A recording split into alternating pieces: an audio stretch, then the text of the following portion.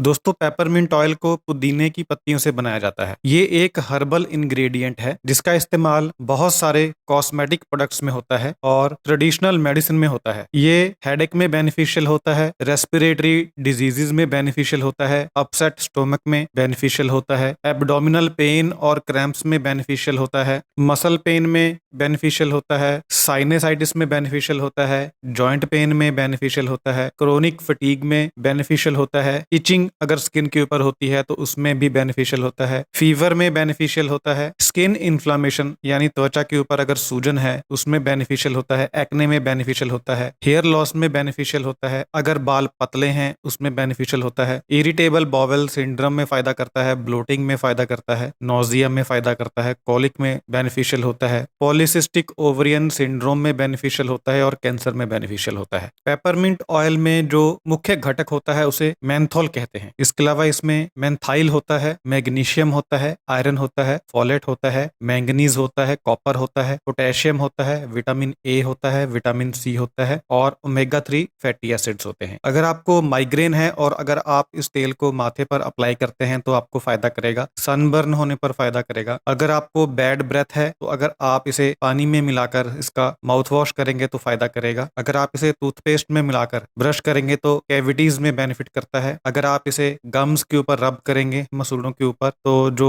Teeth आते हैं, नए टीथ जो आते हैं उसमें फायदा करता है। अगर आपको पुअर डाइजेशन है तो आपको फायदा होगा। अगर आपकी भूख मरी हुई है, भूख नहीं लगती तो आपको फायदा करेगा। अगर गैस है पेट में तो फायदा करेगा। अगर आंतों के अंदर वर्म्स हैं, कीड़े हैं तो फायदा करेगा। अगर आपका स्टूल स्टिकी होता है तो बेनिफिशियल होगा। अगर आपको वॉमिटिंग्स आती हैं तो उसमें बेनिफिशियल होता है, डायरिया में बेनिफिशियल होता है। अगर आपकी इंटेस्टाइन के अंदर बैक्टीरिया की ओवर ग्रोथ हो गई है तो उसमें फायदा करता है। अगर आपको बलगम वाली खांसी है तो उसमें बेनिफिशियल होगा। अगर आपको हिचकी लग जाती है उसमें फायदा करेगा। अगर सांस लेने में दिक्कत हो रही है उसमें फायदा करेगा। कोल्ड में फायदा करता है। साइनसाइटिस अगर है और नेजल डिस्चार्ज होता है तो उसमें बेनिफिशियल होगा। पेनफुल पीरियड्स में बेनिफिशियल होगा। यूट्रस में अगर क्रैम्प्स पड़ते हैं उसमें बेनिफिशियल होगा। मेंस्ट्रुअल प्रॉब्लम्स में बेनिफिशियल होगा। अगर आपको डिसयूरिया है यानी यूरिन पास करते समय पेन होती है तो उसमें बेनिफिट करेगा।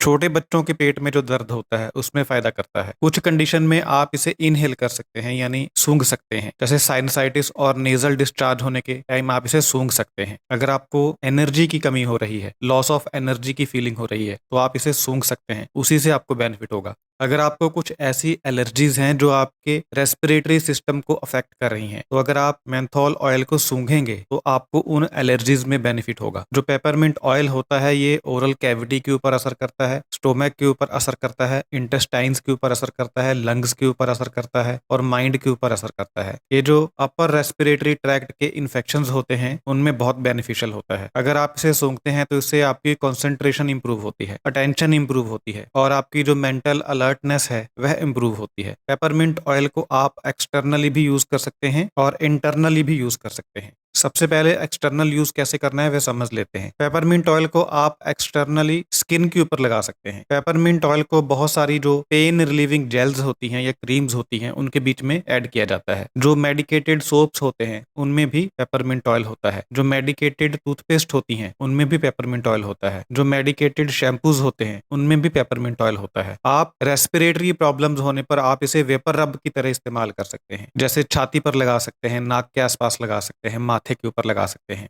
अगर आप इसे हेयर लॉस के लिए यूज करना चाहते हैं या आपके सिर में अगर इचिंग होती है, खुजली होती है, उसके लिए यूज करना चाहते हैं तो आप इसे या तो अपने शैम्पू में ऐड कर सकते हैं या फिर इसे कोकोनट ऑयल में मिलाकर आप इसे अपनी स्कैल्प के ऊपर मसाज कर सकते हैं। कोकोनट ऑयल में मिक्स करके आप इसे स्किन के ऊपर भी लगा सकते हैं, स्किन की प्रॉब्लम्स को दूर करने के लिए। पेपरमिंट ऑयल को आप इंटरनली भी यूज कर सकते हैं यानी खा भी सकते हैं। उसके लिए आप एक ड्रॉप जीभ के ऊपर डालकर खा सकते हैं या फिर एक ड्रॉप को ल्यूक वार्म वाटर में मिक्स करके खा सकते हैं। डोजेज में आपको बता रहा हूँ। जो 5 साल की उम्र के बड़े बच्चे हैं वह 0.1 ml ले सकते हैं। जब भी जरूरत हो। दिन में 1 से 3 बार। जो एडल्ट्स हैं वह 0.2 ml से लेकर 0.4 ml की मात्रा में ले सकते हैं जब भी जरूरत हो, या फिर दिन में 2 से 3 बार। इसकी जो मैक्सिमम डोज है एक दिन में वे है 1.2 ml पर डे। इससे ऊपर नहीं लेना आपको। जो 5 साल की उम्र से छोटे बच्चे हैं इसे आप खाना खाने के बाद ले सकते हैं, ब्रेकफास्ट के बाद भी ले सकते हैं, डिनर के बाद भी ले सकते हैं। आप इसे एम्प्टी स्टोमक भी ले सकते हैं, लेकिन अगर आप इसे खाना खाने के बाद लेंगे तो आप इसे बहुत आराम से टॉलरेट कर पाएंगे। आप इसे गर्म पानी के साथ ले सकते हैं। इसे आप कितने लंबे समय तक ले सकते हैं? आप 3 दिन से लेकर 4 हफ्तों तक लगातार इसका सेवन कर सकते हैं। जो पेपरमिंट ऑयल है ये मार्केट में सॉफ्ट जेल कैप्सूल्स के रूप में भी अवेलेबल है। इन कैप्सूल का इस्तेमाल आमतौर पर जो एब्डोमिनल डिजीजेज होती हैं, जिनमें इरिटेबल बाउल सिंड्रोम की डिजीज भी शामिल है, उनके लिए इसका इस्तेमाल किया जाता है। या फिर इंटेस्टाइनल स्पेसम के लिए, ब्लोटिंग के लिए, गैस के लिए, ब्रोंकाइटिस के लिए, ब्रीदिंग ट्रबल्स के लिए और कंजेशन के लिए इन कैप्सूल्स का इस्तेमाल किया जाता है। अब इसकी सेफ्टी के बारे में थोड़ी सी बात कर लेते हैं। अगर आप इसे एक्सटर्नली यूज कर रहे हैं किसी ऑयल में मिक्स करके, या फिर आप इसे इनहेल कर रहे हैं, तो ये पूरी तरह से सेफ होता है। अगर आप इसे खा रहे हैं तो अगर आप इसे रिकमेंडेड डोज में खाएंगे तो ये पूरी तरह से सेफ होता है। अगर आप इसे रिकमेंडेड डोज से ज्यादा मात्रा में खाते हैं तो फिर इसे आपको पेट में बर्निंग सेंसेशन हो सकती है, बर्निंग पेन हो सकती है और हार्ट बर्न हो सकता है। कुछ कंडीशंस हैं जिनमें आपको पेपरमिंट ऑयल का यूज नहीं करना, जैसे अगर ओपन वुंड्स हैं, खुले जख्म हैं, उनके ऊपर नहीं लगाना, कट्स के ऊपर नहीं लगाना। अगर आपके मुंह में अल्सर्स हैं तो उनके ऊपर नहीं लगाना। अगर आपको गैस्ट्राइटिस की प्रॉब्लम है, हार्ट बर्न की प्रॉब्लम है, पेप्टिक या स्टोमिक अल्सर है, अल्सरेटिव कोलाइटिस है, कोई ब्लीडिंग डिसऑर्डर है, पेट में बर्निंग सेंसेशन होती है, बर्निंग पेन होती है, तो इन कंडीशंस में आपको इस तेल का इस्तेमाल नहीं करना।